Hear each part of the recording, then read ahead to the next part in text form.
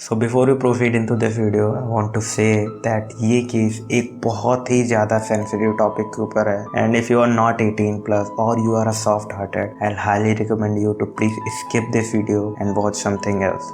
And इस video में मुझे कुछ लाइक शेयर सब्सक्राइब ऐसा कुछ नहीं चाहिए। व्हाट आई रियली वांट कि तुम इस वीडियो को शुरू से लेकर अंत तक देखो एंड फील करो इस वीडियो को, not for me but as a tribute to that pure soul. So I request you please plug in your earphones, turn off the lights as well as your eyes and try to feel the video because you are gonna listen the most worst, brutal and the inhuman case in the history of mankind. Hey honey.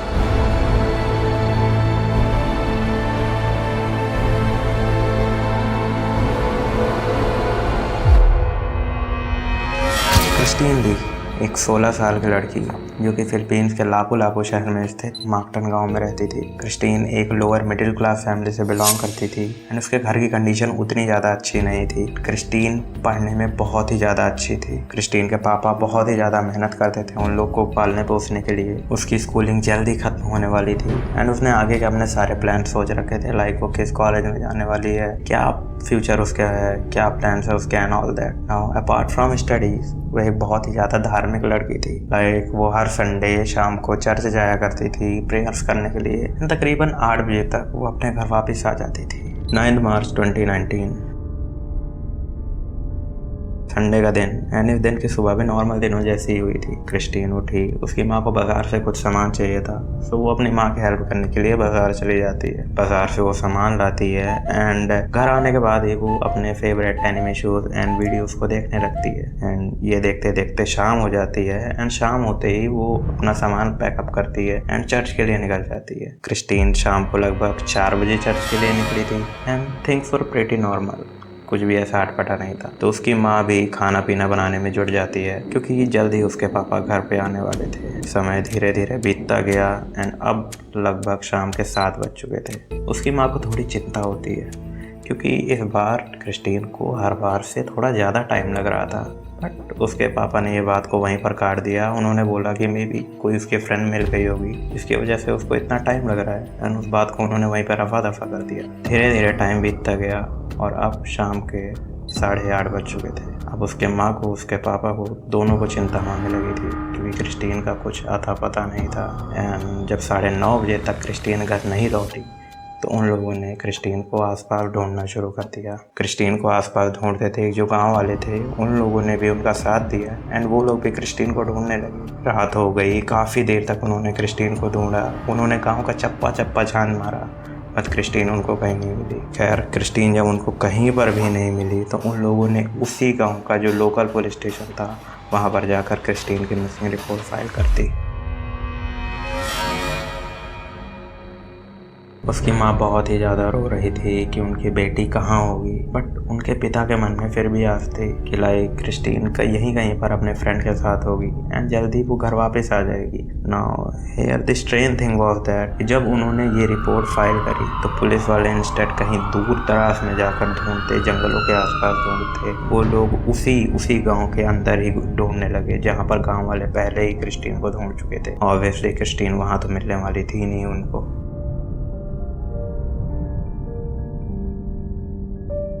10 मार्च 2019 उस गांव के local police station में सुबह सुबह एक call आती है। Call होती है उसी गांव के एक लोकल किसान की जो कि कॉल पर बहुत ही ज़्यादा डरा हुआ इंसान होता है। पुलिस वाले उसको जैसे तैसे करके शांत कराते हैं एंड उससे पूछते हैं कि बात क्या है, जिसके बाद वो डरता डरता बोलता है कि उसने सुबह सुबह जब वो अपने खेत में काम करने के लिए गया तब उसने देखा कि उसके खेत में एक लाश बहुत ही बुरी हालत में कटी हुई पड़ी हुई थी।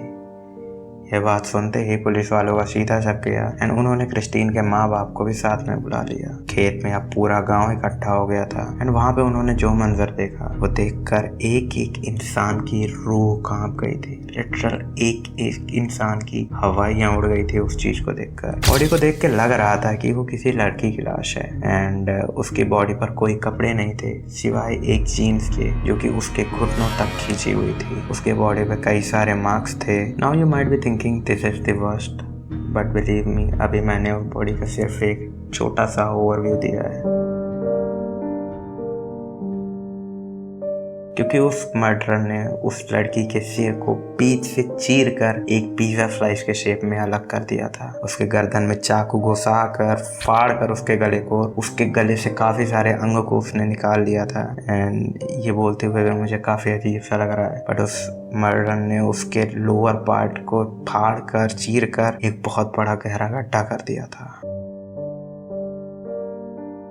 ऑब्वियसली ये नज़ारा इतना ज़्यादा भयावह था कि कई लोगों को यह देखकर चक्कर आ गए, कई लोग वहीं पर बेहोश होकर गिर गए, क्योंकि किसी को भी उम्मीद भी नहीं थी कि ऐसा कुछ मंजर वो लोग देखने वाले हैं।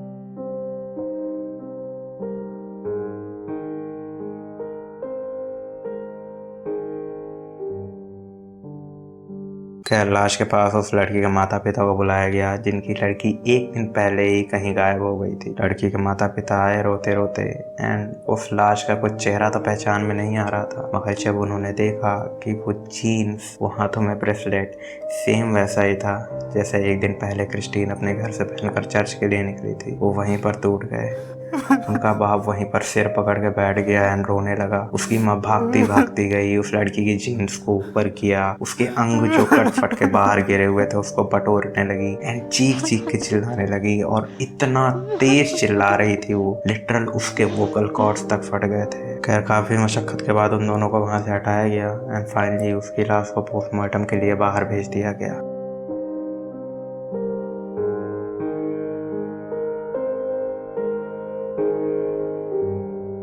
वहाँ पर उस लड़की की ऑटोप्सी करी गई एंड ऑटोप्सी रिपोर्ट में सामने आया कि इस इंसान ने ना सिर्फ उसके चेहरे को पिज़्ज़ा स्लाइस में काट के अलग किया था, बल्कि उसने अपने हाथ को उसके दिमाग के अंदर डालकर उसके सिर को फाड़ के अलग किया था। And the most worst, cruel and the inhuman thing was that कि उसने उसके सर को फाड़ने के बाद उसके सिर के अंदर एक एसिड भर दिया था, क्योंकि उसके most of the upper organs अंदर ही जल चुके थे। यानी क्रिमिनल यहीं पर नहीं रुका, उसने अपने हाथों से उसके थ्रोट को फाड़ा एंड उसके अंदर उसने बहुत सारे अंगों को नोच नोच कर बाहर निकाल दिया था। ये पढ़ते वक्त ही मेरे रोंगटे खड़े हो गए थे एंड मेरे दिमाग में केवल एक चीज़ थी, क्या कोई शैतान भी इतना निर्दयी हो सकता है?